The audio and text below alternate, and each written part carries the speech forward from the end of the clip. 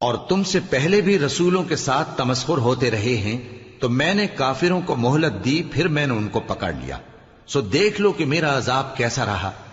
تو کیا وہ جو ہر شخص کے اعمال کا نگراں و نگہبان ہے، وہ بتوں کی طرح بے علم و بے خبر ہو سکتا ہے؟ اور ان لوگوں نے اللہ کے شریک مقرر کر رکھے ہیں، ان سے کہو کہ ذرا ان کے نام تو لو۔ کیا تم اسے ایسی چیزیں بتاتے ہو جو روئے زمین پر ہیں اور اسے معلوم نہیں، یا تم لوگ محض سطحی بات کی تقلید کرتے ہو؟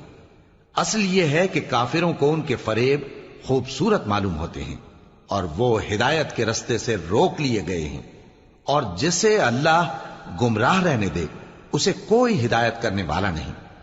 ان کو دنیا کی زندگی میں بھی عذاب ہے، اور آخرت کا عذاب تو بہت ہی سخت ہے، اور ان کو اللہ کے عذاب سے کوئی بھی بچانے والا نہیں۔ جس جنت کا پرہیزگاروں سے وعدہ کیا گیا ہے، اس کی شان یہ ہے کہ اس کے نیچے نہریں بہ رہی ہیں، اس کے پھل ہمیشہ باقی رہنے والے ہیں، اور اس کے سائے بھی۔ یہ ان لوگوں کا انجام ہے جو متقی ہیں، اور کافروں کا انجام دوزخ ہے۔